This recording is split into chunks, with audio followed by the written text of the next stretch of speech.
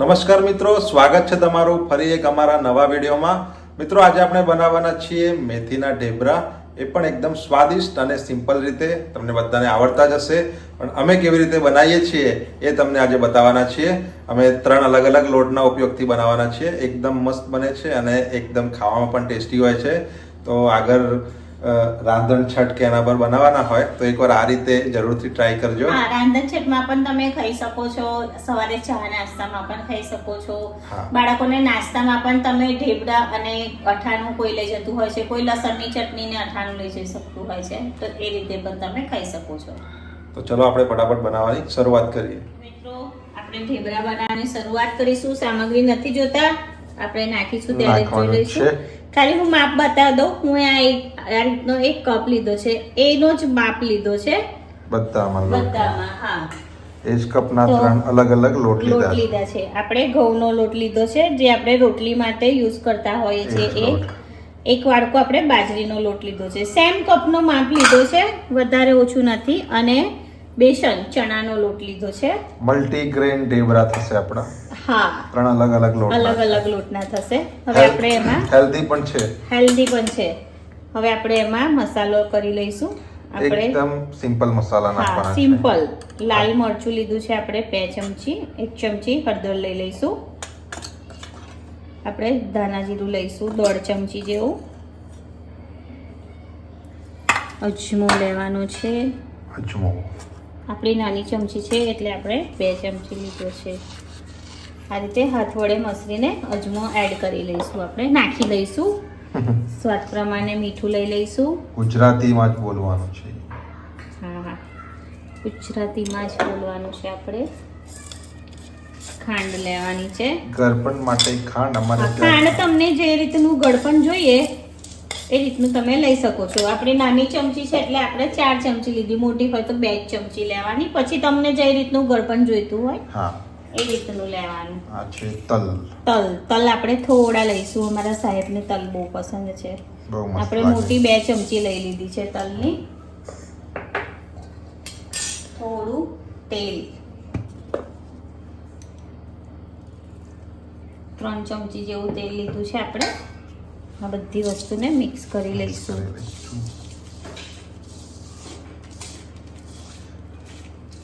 હું તો ઢેબરા ખાઉં ને તો ચા જોડે ખૂબ મજા આવે મને. દહીં જોડે પણ મજા આવે, પણ હું ચા કાં તો દૂધ જોડે ખાઉં. હા, નહીં, દહીં જોડે પણ મજા આવે. અમુક લસણની ચટણી ખાતા હોય છે, પણ એમ દહીં જોડે બહુ મજા આવે. આ છે મિત્રો ઢેબરા, અને થેપલા અલગ હોય છે. આ ઢેબરા થેપલા અલગ હોય. આ છે ને જાડા બને. આપણે થેપલા પણ રાંધણ છઠ પહેલા આપણે એકવાર થેપલાનો પણ વિડિયો બતાવી દઈશું મિત્રોને. જેથી છઠ હોય ને તો જેને ના આવડતા હોય એમને બહુ અઘરું ના લાગે, એ લોકો બનાવી શકે. આપણે મિક્સ કરી લીધું છે. હવે આપણે લઈશું આદુ, મરચા અને લસણની પેસ્ટ 2 ચમચી લીધી છે. તીખાસ પ્રમાણે તમે લઈ શકો છો. આપણે જે બાઉલનો લોટ લીધો છે એ જ બાઉલથી દહીં લીધું છે. અને આપણે 200 ગ્રામ મેથી લીધી છે. મેથીને આપણે કાપીને ધોઈ લીધેલી છે, સમારી લીધી છે.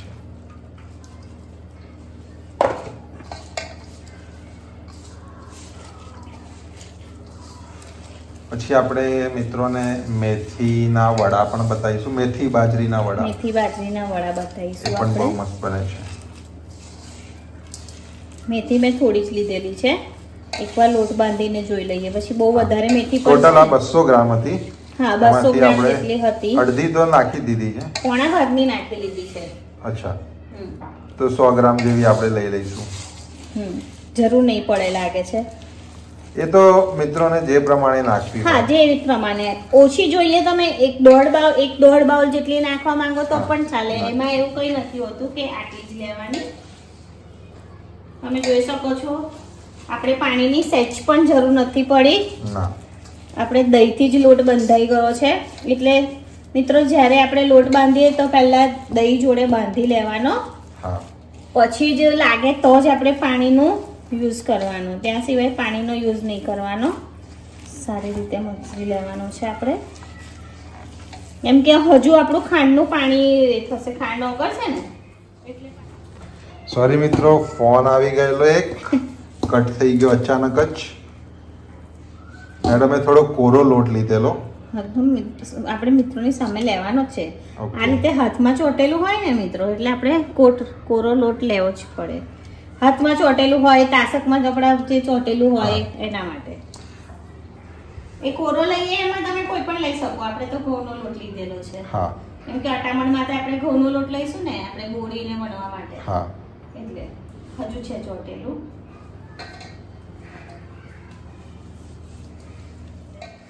જો આ રીતે તાસકમાં પણ હોય ને, એટલે કોરો લોટ આપ જાય ને એટલે સરસ રીતે આવી જાય બધું. થઈ ગયું ચોખ્ખું તાસક. થઈ ગયું છે.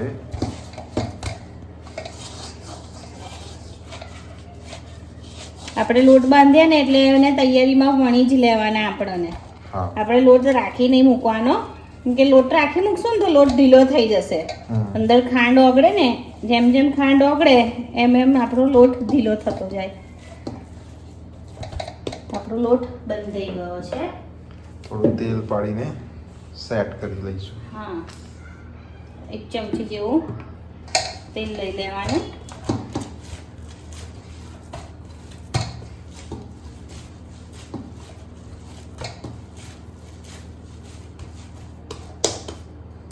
મિત્રો આપણો લોટ સરસ રીતે બંધાઈ ગયો છે. હવે હું હાથ ક્લીન કરી લઉં, ઓકે. પછી આપણે ઢેબરા બનાવવાની શરૂઆત કરીશું. આપણી આટલી ભાજી વધી છે એટલે આપણે સાહેબે કીધું એ જ આપણે 100 ગ્રામ જેટલી ભાજી યુઝ કરી લીધી છે ને 100 ગ્રામ જેટલી છે. મિત્રો હવે આપણે ઢેબરા બનાવવાનું શરૂઆત કરીશું. ગેસ ચાલુ કરી દઈશું. તવી મૂકી દીધેલી છે આપણે. પહેલા તવી મૂકે પછી ગેસ ચાલુ કરે છે. ચાલે એવું કઈ નહીં. ફ્લેમ આપણે મીડિયમ રાખી છે મિત્રો. આપણે થોડા જાડા બનાવીશું એટલે મસ્ત સોફ્ટ લાગે. જો લોટ ઢીલો થવા લાગ્યો. આપણે ખાંડ આવે ને એટલે લોટ ઢીલો થઈ જાય. આપણે આ રીતે ઘઉંના લોટમાં એકદમ મસ્ત અને સોફ્ટ થાય. બહુ જ સરસ, ખાવા માટે બહુ જ ટેસ્ટી થાય. બસ ખાલી એટલું કે આપણે છે ને ફટાફટ વણી લેવાના. આપણે એકલું રોટલીનો લોટ બાંધીને આપણે જે મૂકી રાખીએ ને, હા, એવું મૂકી નહીં સેટ થવા કરવાનું. માટે મૂકી રાખીએ છે ને, એવું નહીં મૂકી રાખવાનું. અને ધીરે ધીરે. વધારે પ્રેશર આપી દીધું. બસ આટલા જાડા. બસ બરોબર છે. આનો શેપ ના હોય હો મિત્રો. હા, આ અવાજ હોય. માલપુડા જેવું. હા, શેપ તમારે જોઈતો હોય ને તો પછી આપણે Cut કરવા પડે. ગોળ ડીશ હોય અને આની ઉપર ઊંધી મૂકી અને એ રીતનો ગોળ શેપ કટ કરવો પડે. ઓકે, બીજું વણી લઉં.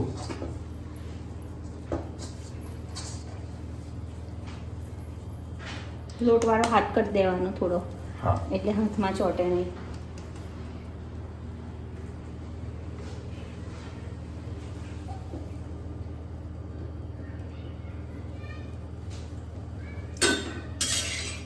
બે બાજુ ધ્યાન આપવાનું. થોડા બે બાદ શેકાય પછી તેલ આપણે હા, થોડા શેકાય ને પછી જ આપણે તેલ લેવાનું. વણી લઈશું. બીજું ઢેબરું વણી લઈશું આપણે. અને એકદમ પોલા પોલા હાથે વણવાનું, બહુ જોર નહીં કરવાનો. બહુ જોર કરે ને તો બહુ જ સરસ થઈ જાય પછી. ઓલરેડી લોટ ઢીલો છે. હા, આ ઢેબરાનો લોટ તો આ રીતનો જ હોય. કઠણનો લોટ બાંધી દઈશું પેલા થેપલાનો. એકલો ઘઉંનો લોટ આપણે કરીએ ને હા, એ હોય. આમાં તો આપણે 3 અલગ અલગ લોટ લીધા છે. 3 અલગ અલગ લોટ છે આપણા. હાથમાંથી ખાડી લેવાનો લોટ. ચાલો આના આપણે પલટાવી લઈશું. હવે આપણે તેલ લગાડી લઈશું.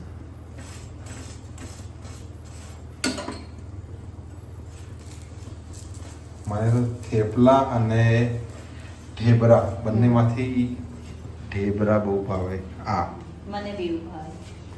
હા, મને છે ને થેપલા અથાણા જોડે મજા મને આવે. છે ને ઢેબરા કેવું બીજે દિવસે ખાવાના હોય ને એ ચા બહુ જોડે, ગમે. ચા જોડે. હા, આપણે પલટાવી લીધું છે.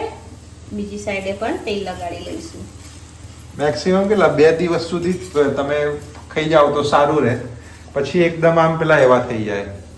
2 નો ત્રીજો દિવસ ચાલે પણ એનાથી વધારે ના ચાલે.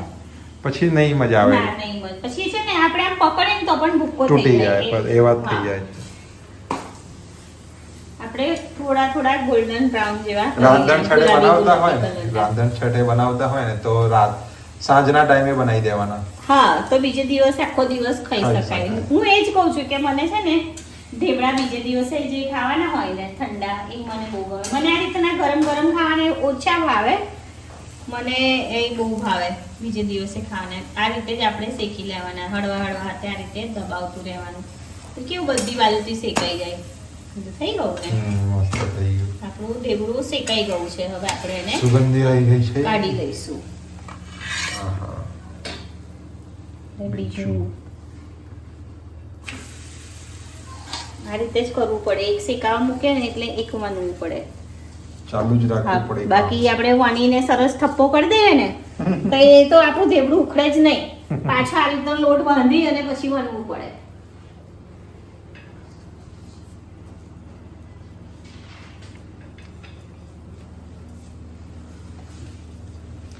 અમે મહેસાણામાં રહેતો હતો ને ત્યારે ઢેબરાને તો ઢેબરું નાખે ખબર છે તો શું કે મહેસાણાના મિત્રોને ખબર હશે એને છે ને પોતાયું કે પોતાયા બનાવે છે પોતાયું હા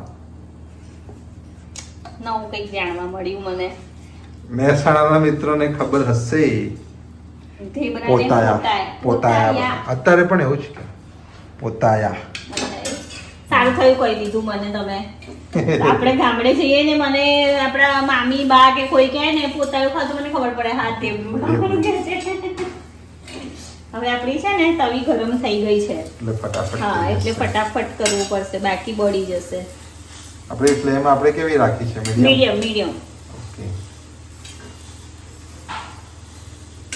મીડિયમ ફ્લેમ ઉપર જ આને શેકવા પડે પછી ફાસ્ટ પર શેકે ને તો ઢેબરું તો સરસ એવું આપણું થઈ જાય ગોલ્ડન અંદરથી પણ પણ અંદરથી પછી ના શેકાય સારી રીતે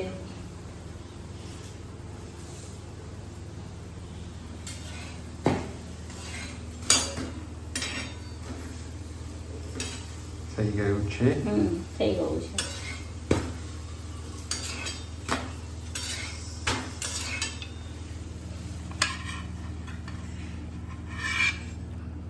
ઓકે